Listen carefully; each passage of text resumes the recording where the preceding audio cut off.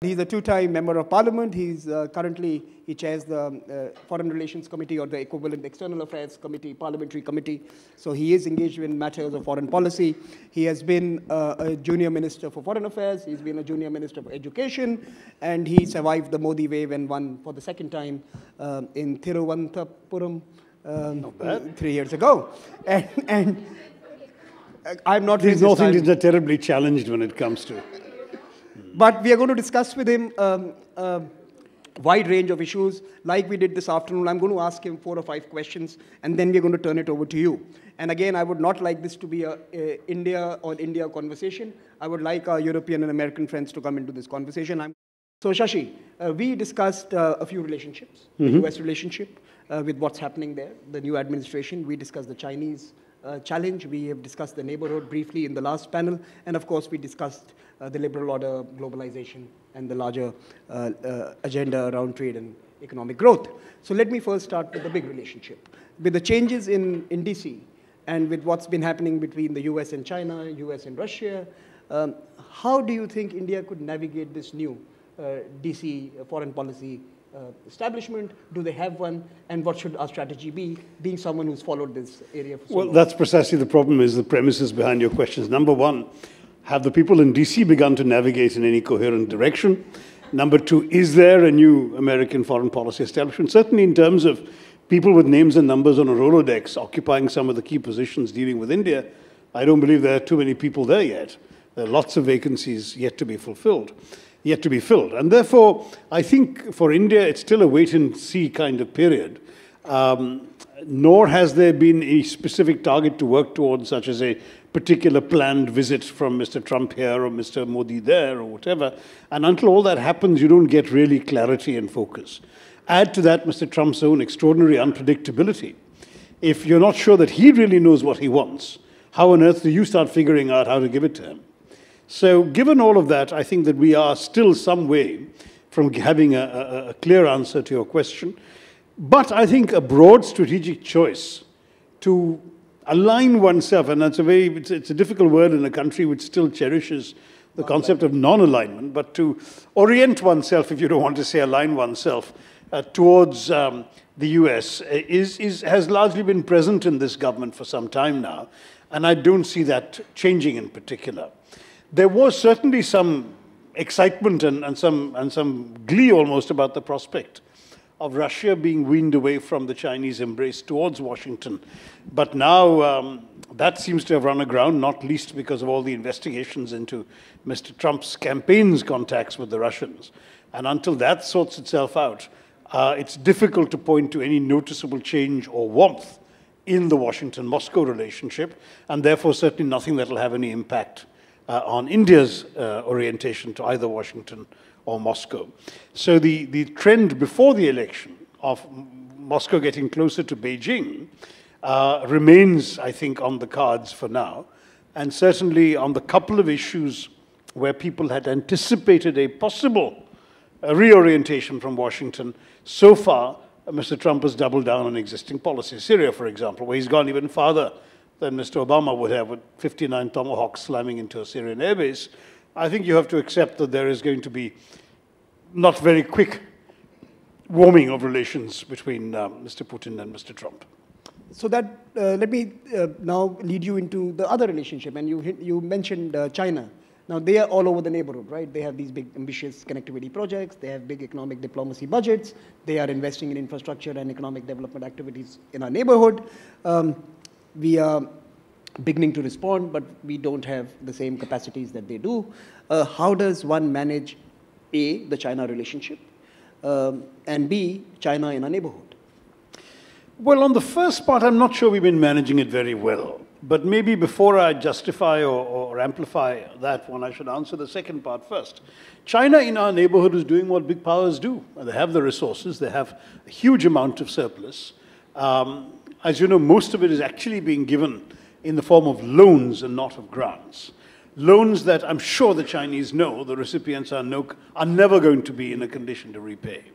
So that you basically create an economic dependence in, say, both Sri Lanka and Pakistan, and conceivably, though that's not gone that far yet, in Bangladesh.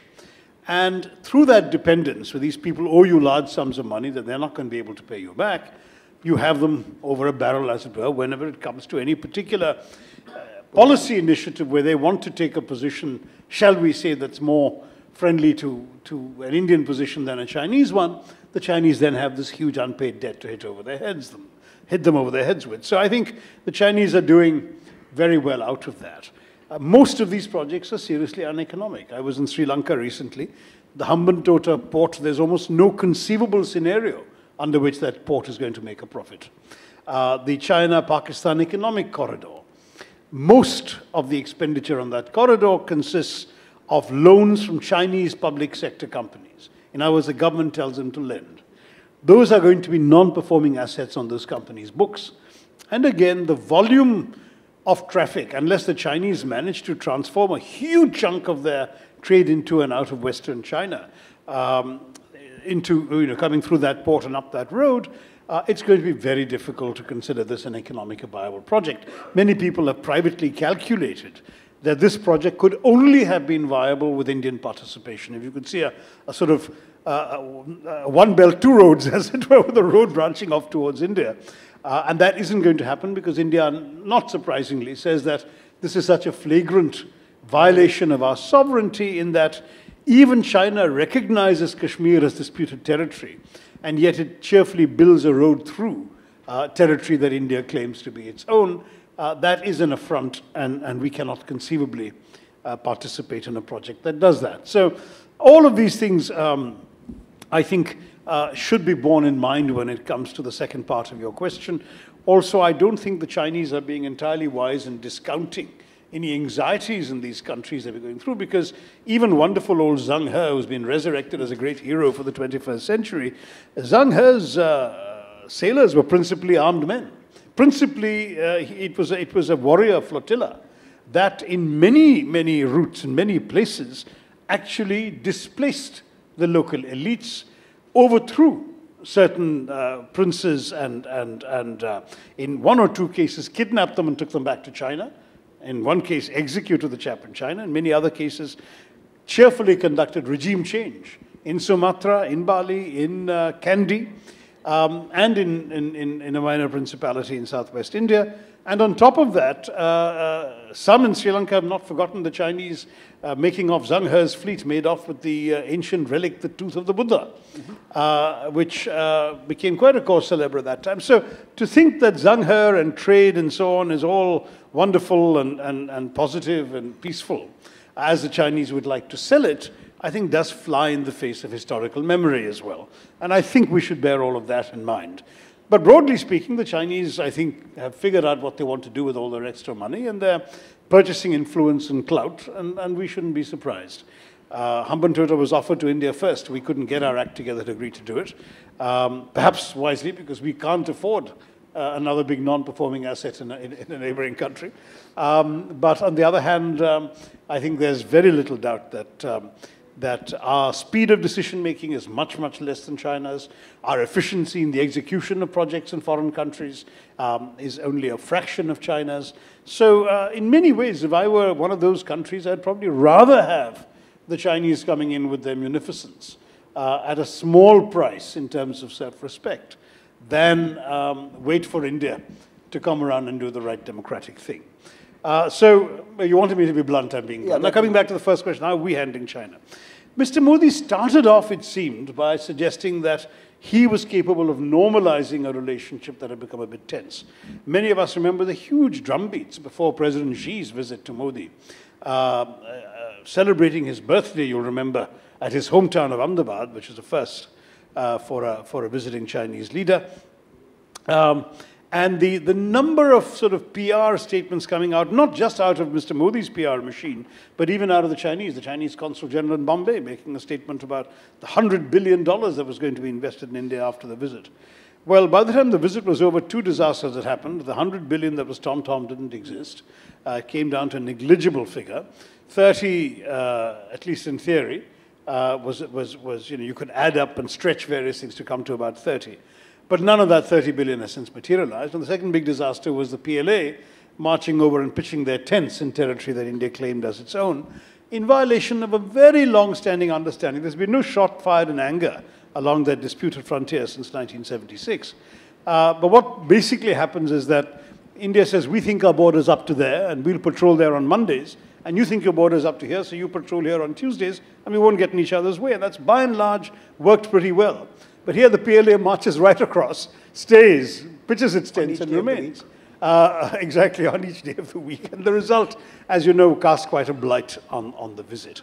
So that was the first setback. Secondly, Mr. Modi made a big announcement that he was lifting restrictions that the previous government, my government, had maintained on Chinese investments in sensitive installations, ports and telecoms in particular, and therefore the Chinese could invest in the Indian economy without those restrictions. Well, they haven't done so. They haven't taken advantage of the lifting of restrictions. And third, of course, has been the understandable, there I think the Indian position is fully understandable, difference on One Belt, One Road and CPEC and all of that. So there is this, from the Indian point of view, sort of a trifecta of disappointments. Then the Chinese proceed to ostentatiously block India's admission to the NSG, the Nuclear Suppliers Group, and what is worse, they have no compunction about being the only country on the United Nations Sanctions Committee to block the blacklisting of Masood Azhar, released from an Indian jail after the hijacking of an Indian Airlines aircraft, founder of the Jaish-e-Mohammed, and author almost certainly of at least 2 of last year's 3 terrorist attacks on Indian bases in Kashmir. And China says, when 14 other countries in the Council want to name him and blacklist him, China says no. And it actually hides under the extraordinarily disingenuous formulation that there is no consensus in the Council, omitting the point that the only source of lack of consensus is itself. So all of these things put together have made for a rather unpleasant relationship. And then the rhetoric keeps flaming out of control time after time. So Dalai Lama's visit to Arunachal Pradesh, it's happened 6 times before, but we've never seen so many flames coming out of the dragon's mouth as over this particular visit. Particularly the Global Times, which gets more and more egregious in its commentary day after day, which is a publication of the Chinese Communist Party. This has meant that the rhetoric has never been more unpleasant. I think it's very difficult now. I mean, when I say never, I mean never since, say, 1976. In 62 and 76, I'm sure there was far worse invective being flung in both directions. The war in 62 up to the thaw in 76. But in the last 40-odd years, 41 years now, we've never seen such a lot of negativism in the relationship. And that obviously doesn't augur very well. It comes at a time when, as I said earlier, Moscow is warming towards Beijing. I think we're perilously close to the point where we will no longer be necessarily able to count on Russian support on issues like Kashmir, where China, for example, now has a newfound capacity to lean on Moscow, saying, don't do this, because China has been giving direct backing to its protégés in Islamabad. So all of this, I think, causes some worry to India. Need it have been this way? I don't know. But I was so intrigued by something that happened 10 days ago. There was an incident in the Gulf of Aden, or in the waters off Somalia anyway, I don't tell you exactly where, involving a vessel that was boarded by Somali pirates, and an Indian and a Chinese ship happened to be in the vicinity, and the 2 countries collaborated in taking the ship back and arresting the Somali pirates. Now, when I first read that news in the Indian media, I thought, great, I mean, this is a very interesting gesture, collaboration of the 2 countries.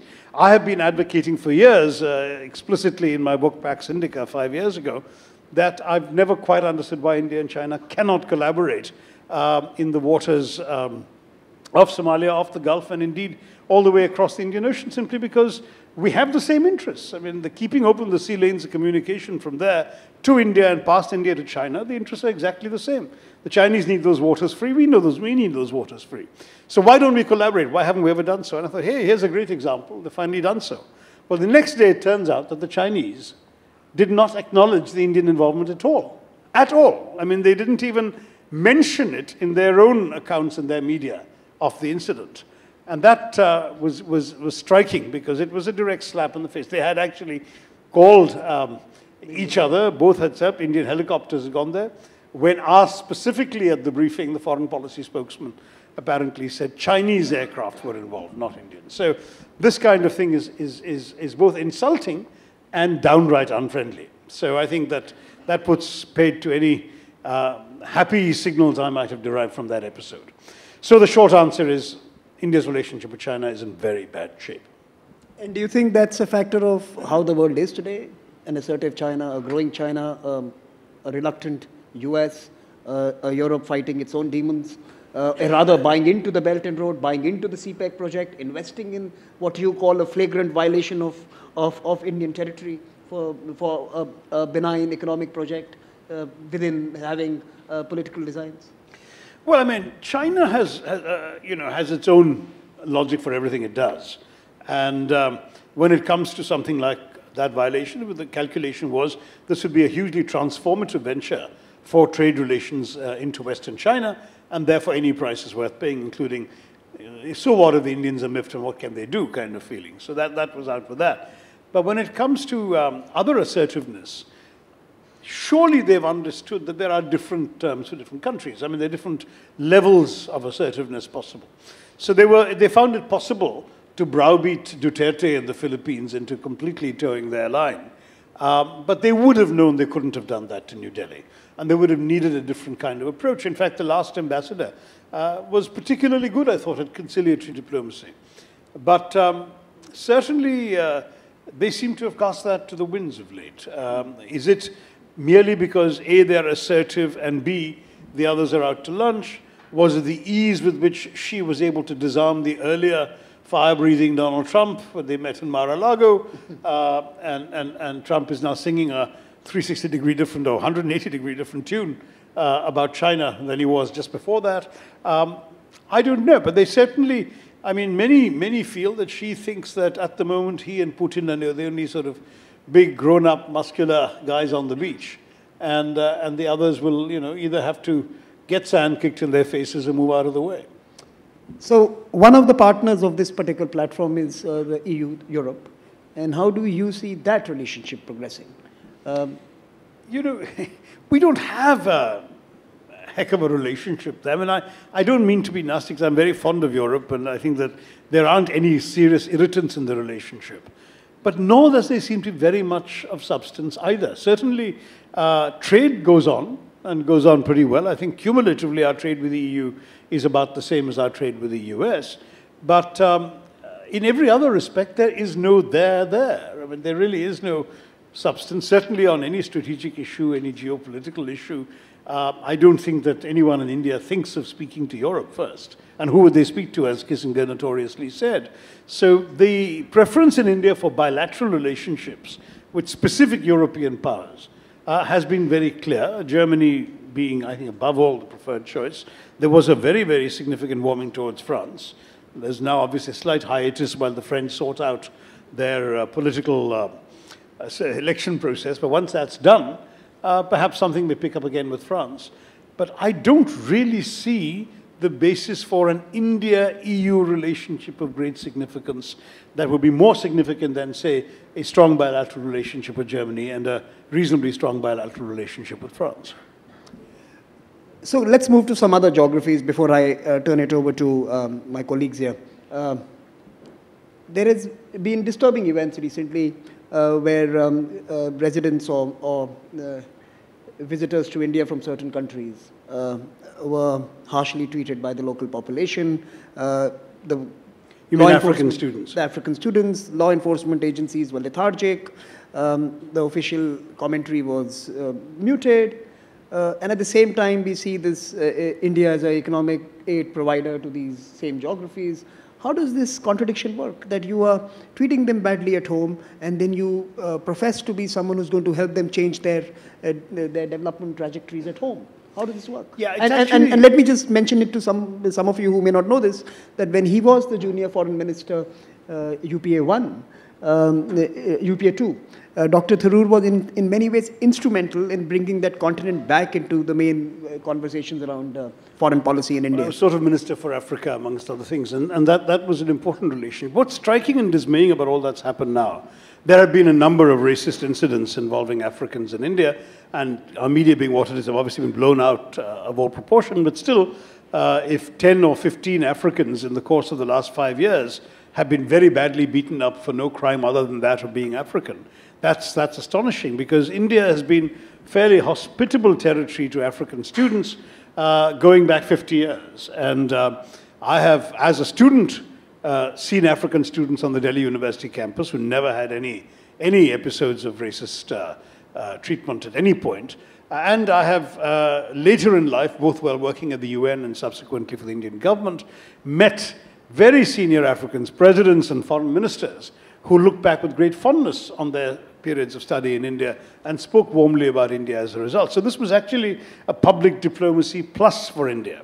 How did it go so wrong? It's very, very difficult to explain. First of all, obviously our population has tripled since the initial days of these Welcome Africans programs, and secondly, perhaps the stress levels have also mounted, particularly in places like Delhi. All but one of these incidents have taken place in Delhi and in the surrounds of Delhi. So it's not typical of what Africans experience in Pune or Bangalore, one incident in Bangalore though, or Kerala, Tamil Nadu, and places like that where there have been no incidents at all.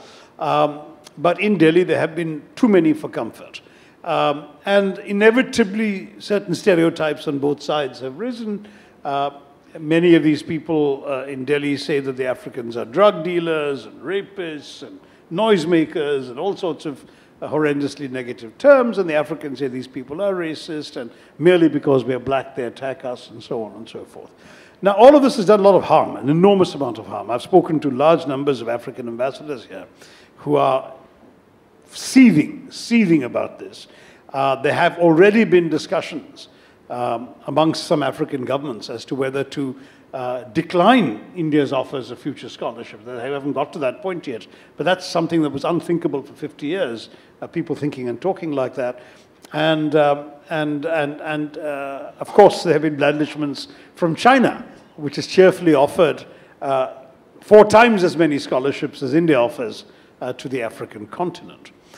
But India still has some advantages. First of all, there is a history. There's a 50 years of no problems or fewer problems that they can look back upon. Secondly, there is the comfort of taking your courses of study in the English language, whereas in China, relatively few of the courses are offered in English, and the challenge of mastering Chinese for academic purposes would then be the burden the Africans would have to face. And then there is undoubtedly the fact that India is so much more familiar an environment to live and work in for most Africans than China, which is impressive and even awe-inspiring, but which is not like Africa by any stretch of the imagination, any form or shape. So all of these things mean, it seems to me, that once the present crisis dies down, we may go back to a better relationship. But when something as unpleasant as this captures the headlines to the extent it did, there's no wishing it away. And you're right to say that the Indian official reaction was quite deplorable, with the Foreign Affairs Minister and the spokesperson both saying that this was not a racist incident, it was an overreaction to a criminal episode on this last incident. Well, the criminal episode, there were no Africans accused in that. That was a totally, in the same geography, some person was stabbed or something like that, but no one had thought that it was done by an African. It somehow, the high tensions in the area seemed to be enough to justify attacking innocent Africans and breaking their bones, which to me should have been condemned. If I had had anything to do with that statement, I would have said it's far better to say this is unacceptable racism. Every society has a tiny fringe element of racists and thugs. We will insist on taking absolutely strong punitive action, get the police to file a case and prosecute these people. We will not tolerate racism. That would have been a far better statement than saying, oh, it wasn't really racism. Well, you know, ask the guy who's sitting with multiple plasters on his fractures in the hospital. Excellent. So can we turn to you now? Those of you who would like to, Sadanand, for one, can we get the mic here? And can I see some other hands? Thanks for those comments. I wonder, a few years ago you had made a speech that was sort of watched by many people, and it was about India's soft power. I wonder if you were to sort of now look back 3 years into the Modi government, if you were to sort of look at where India's soft power stands, what would your assessment be? I would say it's got both better and worse at the same time. One thing that the Modi government has done that other governments, I think, were not as quick to do or as effective at doing was to consciously leverage soft power. As you may remember from that speech, since you watched it, I talked about India's soft power being something that happened largely despite governments rather than because of governments. There are soft power inherent in things like Bollywood and Indian restaurants and India's system at home and so on, all of which were inspiring support and goodwill for the country, rather than the government doing anything consciously to leverage it. Whereas Mr. Modi's initiative, for example, in going to the United Nations and getting them to declare an International Day of Yoga was actually quite a coup de grace, because it created a totally non-controversial, but at the same time very Indian stamp across the world for an activity that India had indeed given the world, but not given the world very consciously or deliberately. And I thought that was rather clever. Similarly, some of the initiatives taken, not directly by the government, but I'm sure with very much governmental initiative, to government-approved NGOs, to, for example, have a conference on global Buddhism with Buddhist scholars from a number of countries around the Chinese periphery, or the initiative to have a conference in Singapore on the Indian Ocean, and what links the countries of the littoral countries of the Indian Ocean together. I mean, all of these things to me suggest a willingness to look at some of the creative well springs of what makes India historically attractive in the world, and for these I would be willing to give credit to the present government. But I say better and worse at the same time, and worse in certain disquieting ways. Because remember that soft power is not just what you can project to the world, it's what others see about you, whether you're trying to project it or not. So when this government has condoned some of the most appalling, illiberal tendencies in its own ruling coalition, and has thereby created an image of India outside as a country where it's safer to be a cow than a Muslim, where the attacks, even lynchings of innocent people for allegedly consuming or transporting cows has created really, really negative and unpleasant stories about India across the world media. That's obviously been a huge assault on our soft power. On the one hand, you have a country which has historically been a byword for tolerance, or a word I prefer. Swami Vivekananda in Chicago is saying memorably, we have given the world a legacy not just of tolerance, but of acceptance.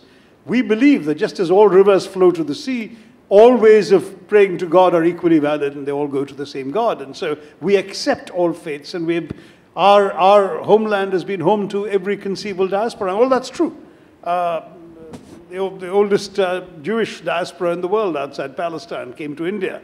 The oldest Christian diaspora in the world outside Palestine came to India, with doubting Thomas the Apostle. The Muslims, the message of Islam coming in the lifetime of the Prophet peacefully by sea to Kerala. The Parsis, the Zoroastrians fleeing and finding refuge in Gujarat, and so on and so forth. There are so many examples. Now that image of India has been savagely undermined by these illiberal tendencies that have been allowed by the present government to occur. And that, I think, has undermined India's soft power. So plus on the one hand, minus on the other. Hans-Christian Hagman from Swedish Ministry of Foreign Affairs. Thank you very much for a fascinating discussion. Thank you. How do you define national strategic interests? Do you see them, do you categorize them as vital or very important and important? And in a more long-term perspective, say 10, 20 years, what kind of interests does India have, or what should it have? Can we take a couple more? And what kind of structure, international structure, do you want in order to further those interests and goals? Thank you. Okay. I'll repeat the questions for you. That's fine, and I'm happy to answer this. But anyway, this one I would also plug my own book, Pax Indica, India and the World of the... For this discussion, let's go to the next. Deepa, you wanted to ask something. And then Sumit. Deepa and then Sumit. Deepa Ullapalli from George Washington University. Shashi, Samir had you, the questions had you hopping from one region to another, but one of the countries that was not asked about, which I think is pretty important for India, is Iran, especially with Mr. Trump coming in promising to rip up the nuclear accord that had been carefully crafted with America, with Europeans, which India had welcomed, obviously. And so today, when you look at Indian interests, whether it's CPEC and the changing strategic scenarios, Chabahar for India, it seems to me that Iran is pretty critical. And so if Trump goes through with some of the threats he's made on Iran, how do you see Indian positions playing out vis-a-vis the United States and Iran? Sumit. Hi, Shashi. Modi is going to be the first Indian Prime Minister to visit Israel. Historically, India has always managed to balance that relationship with its ties to the Arab world. Do you see that this as a fundamental departure from India's sort of historic commitment to the Palestinian cause, particularly given the nature of the regime in Israel at this particular juncture? And the last intervention, anyone else with an urge to ask? Serena. Hi, Serena Chowdhury with Reuters. Good to see you again, Dr. Tharoor. I just wanted to pick up on the attack that you spoke about with regards to Africans and whether India, or what kind of work you think India needs to do to tackle such social hostilities, and also to extend it to not just racial but religious. And then the second question I have to ask as well is the impact of Brexit on India and how you see relations there going forward. Thank you. So you have five questions. Five questions. The first is define India's national interest, rate them, and how do you think they are going to evolve over the next, say, 5 or 10 years? Well, I mean, I think the overriding national interest in India is the development of our own people, the security of our country to that end, and the achievement of prosperity and well-being across this country, and therefore everything else, it seems to me, has to tend towards supporting that. That's our overall strategic interest, and that means we need good relations with countries that are sources of investment in our economy, good relations with countries that are sources of energy security, which is where the Gulf comes in, good relations with countries that offer jobs and employment to migrant Indian labor, good relations with countries that are potentially contributors to our food security, as well as a conducive environment in our neighborhood that doesn't undermine our broader strategic objectives.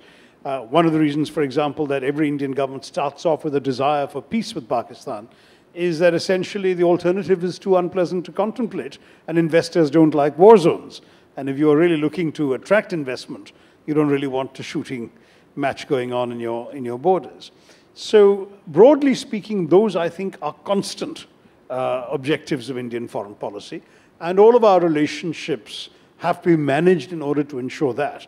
If we can conduct our foreign policy in such a way that without too many alarms and excursions, our people are able to grow and prosper at 7–8% for the next 10–20 years, I think we will all have congratulated the government on its stewardship of India's place in the world.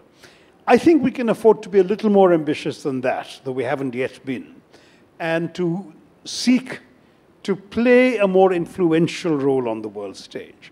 This has been reduced in the Indian popular imagination to a permanent seat on the Security Council, which is elusive for reasons that go beyond India.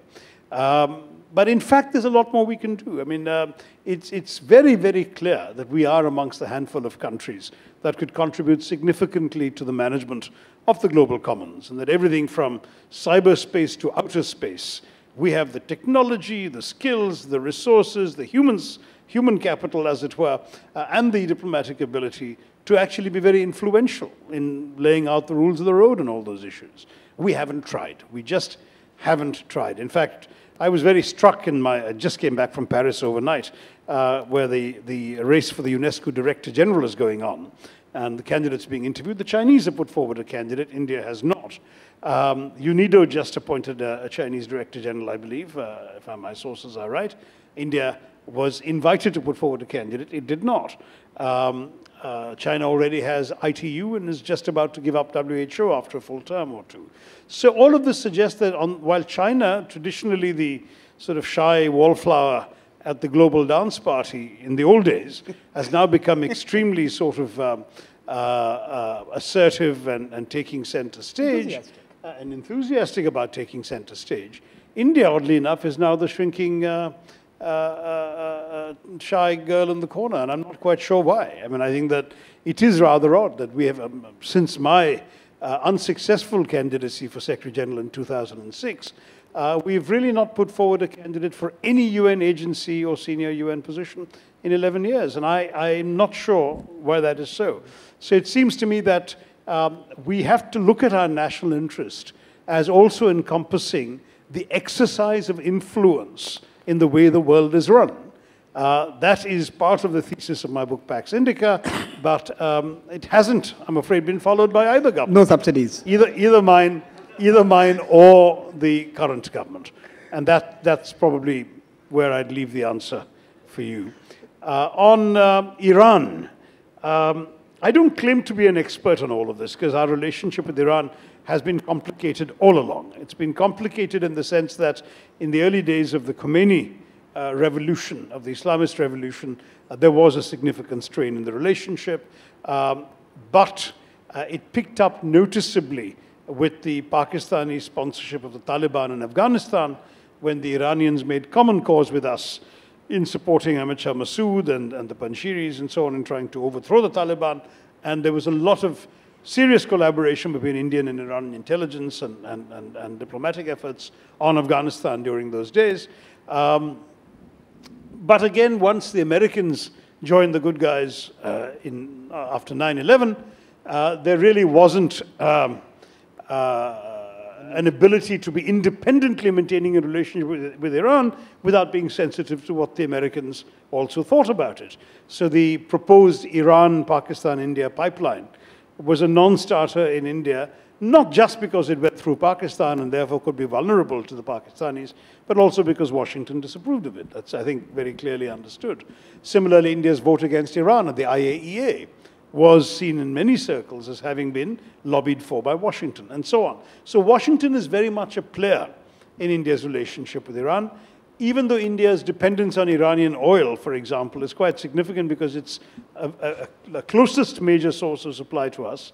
When the sanctions were imposed, we, along with Japan, did manage to get a bit of a waiver to continue importing some oil, albeit on rupee payment terms that the Iranians were less and less interested in and were very quick to renounce as soon as the sanctions were lifted. So all of this would suggest that the relationship is complicated, to put it mildly. I don't think India would be at all in favor of Mr. Trump tearing up the nuclear deal, because it was greeted with a significant sigh of relief in India that the nuclear deal had been accomplished with Iran. But if Mr. Trump tears it up, and we're now seeing a Cold War in our backyard, that will have implications for India, and rather severe ones. And it could be a potential source of strain in our relationship with Washington, because there are some things that a new hostile American administration would demand that India would literally find it impossible to fulfill. So this is a complicated and messy set of options facing us up ahead. Israel. Shumit, on Israel, I think your question would have certainly been answered differently had Mr. Modi not spent the last couple of years doing something that in his first year he didn't do at all, and that is shoring up India's relations with the Arab world. What was interesting is that after having begun with a flurry of visits to, I think it was 27 countries, none of which was either Arab or Muslim, something that led me to make a nasty comment about that as an opposition MP, Mr. Modi has been significantly active in outreach to the Arab world, making a number of rather reassuring visits to all the key Arab capitals, and I think aligning India along with a number of policy positions on various issues that the Arab countries are quite happy with. If anything, I think the strategic cooperation and the security dialogue with certain Arab nations in the Gulf has intensified under the Modi government, though it had begun under the UPA government. given that, I think Mr. Modi feels he's bought himself enough insurance to go to Israel without antagonizing the Arabs. Still, it's been done with a certain amount of pushing the envelope. I mean, for example, even when I, as an ordinary MP, went to Israel in the days of the UPA, I took pains and was encouraged to take pains to also go and visit Ramallah and pay due tribute at Yasser Arafat's grave. Mr. Modi is not going to Ramallah. He's not going to Gaza. He's not going to... he's just visiting Israel, period. That's his agenda. No one has his full travel schedule, but by all indications, he's not going to go and make the ritual visit to the Palestinians. So that could still be misunderstood. I don't know whether any private reassuring signals have been sent, saying right now this is something. I mean, we'll have to really see how many other head of states have visited Ramallah in the last few months. So I think that's overstating the point in this particular instance. No, but I'm just saying in terms of Indian precedent, that was Shumit's question, that India has always tended to be, even when Indian ministers go to Israel, they tend to also pop by the Palestinian side of the line. This is not happening. No, that's interesting. But there's also no doubt that the Indo-Israel relationship is now on a much more secure platform of acceptance across the political spectrum than it had been just, say, 15 years ago.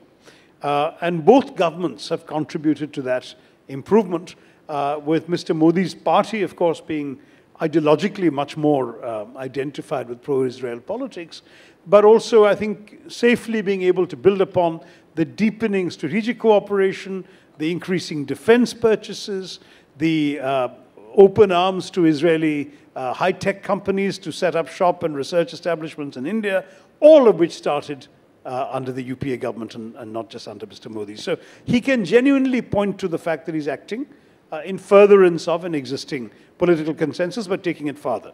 I think the one difference between him and, say, Mr. Manmohan Singh, if Mr. Manmohan Singh had gone to Israel, he would certainly have gone to Ramallah. Let's come back to Serena.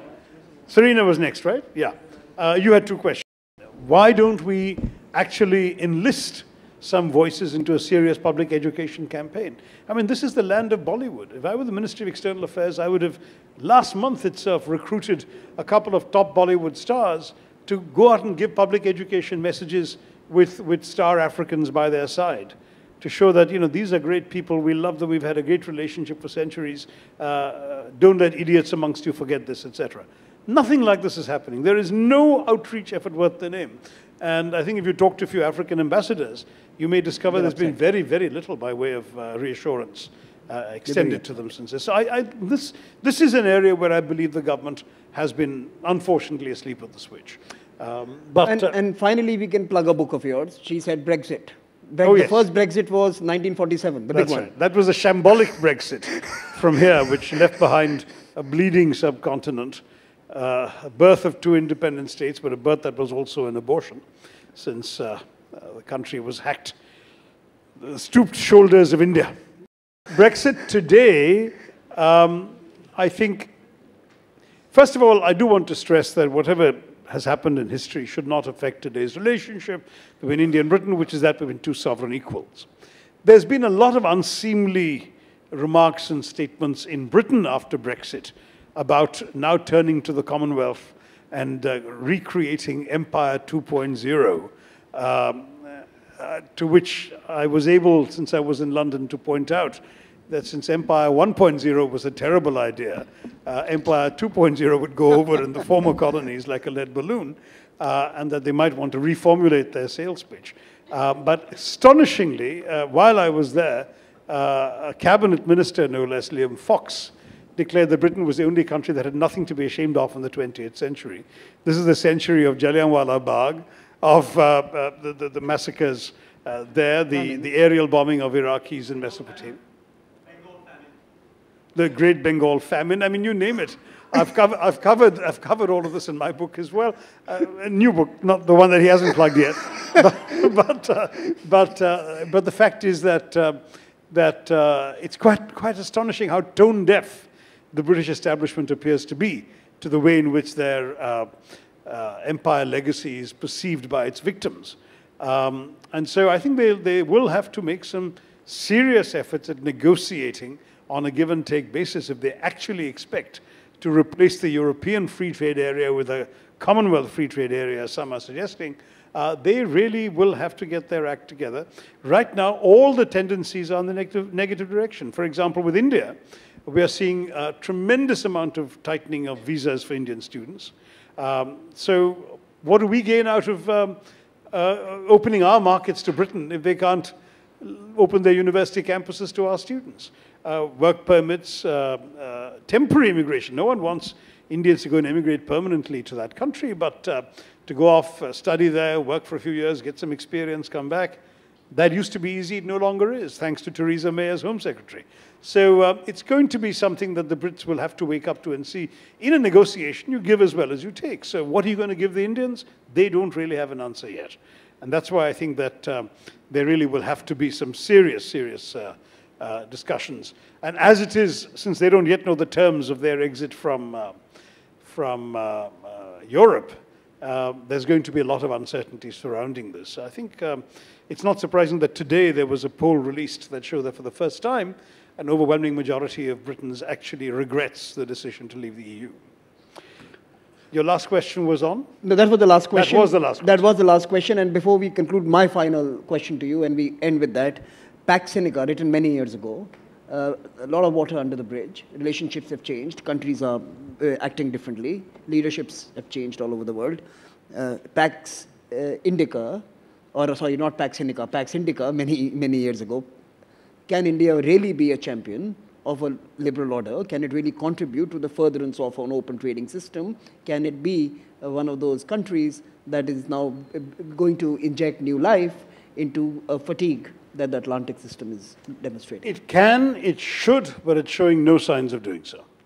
Because for some of the reasons that I mentioned out there, its unwillingness to stand up and be counted when it comes to campaigning for a responsible role in UN system bodies, its unwillingness to take any initiatives on a number of areas where it genuinely has more to offer than other countries do, its curious reticence on many global issues does not suggest that India is willing to be a voice or a champion of liberal internationalism or indeed of anything else, which worries me, because clearly this is a fairly entrenched reluctance. It's not a political thing alone, it's the bureaucracy as well that doesn't feel inclined to stir up the pot, stir the pot in this direction.